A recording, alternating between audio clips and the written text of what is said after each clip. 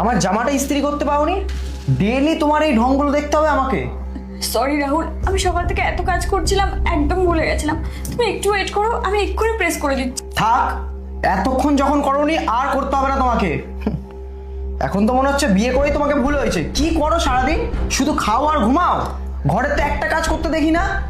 সামান্য আমার জামাটা ইস্ত্রি করতে পারোনি তুমি, পুরো মুখটাই নষ্ট করে দিল। যত সব। রাহুল,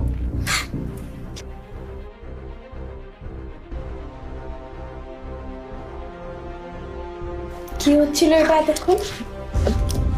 কি হবে দিদি? কিছু না, আমি আর তোমার ভাই তো একটু কথা বলছিলাম। বর্ষা, তুমি আর কত মিথ্যে কথা বলবে? আর কত শাক দিয়ে মাছ ঢাকবে?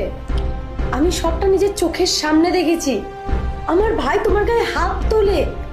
বর্ষা, আমরা যত চুপ থাকবো না, তত সবকিছু প্রশ্রয় পায়, তত পেয়ে বসে। চুপ থাকলে হবে না, প্রতিবাদ করতে হবে। আমি জানি না দিদি, হঠাৎ করে ওর কি হয়েছে।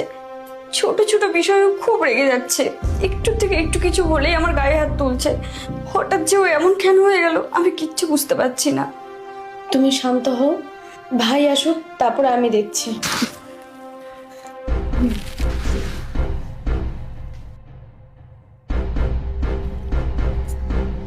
বর্ষা, আর কতক্ষণ লাগবে?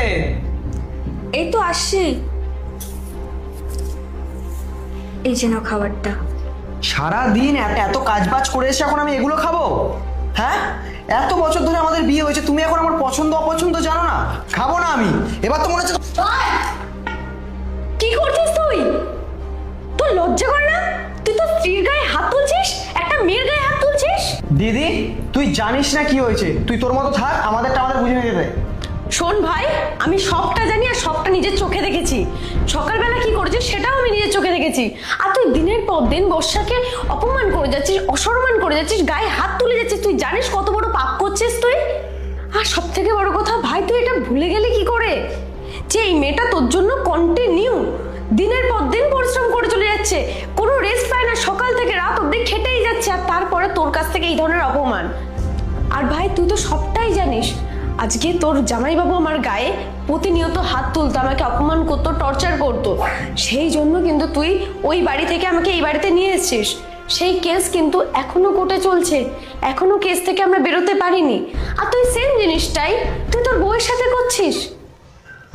আমরা তো নিজের বাড়ির লোক বলে তুই আমাদের প্রোটেস্ট করলি, আর ও একটা অন্যের বাড়ির মেয়ে বলে তুই ওর সাথে সেম ব্যবহারটাই করছিস। তাহলে তোর আর তো জামাইবাবুর মধ্যে পার্থক্য কোথায় রইলো ভাই?